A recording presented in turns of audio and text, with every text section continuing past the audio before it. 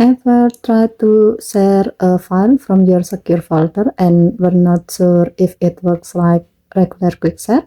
Here's how to safely share files from secure folder and what makes it different from sharing outside it. With secure folder, your files are encrypted and isolated from the rest of your phone. But when you need to share something, Samsung lets you use quick share without compromising your privacy. To do so, go to the app screen, tap secure folder, enter your screen lock, open My Files or Gallery inside secure folder, select the file or photo you want to share, tap Share icon, then tap Quick Share, select the nearby device you want to send to.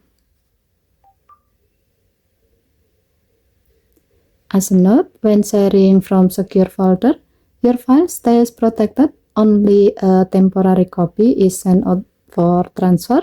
Your original file remains securely stored inside secure folder. And that's it. You can now share your secure folder file safely with Quick Share. Fast, private, and encrypted. It's perfect for when you want to send something securely without moving it out of your protected space. Okay, thank you for watching. Please help to like and subscribe. Have a nice day.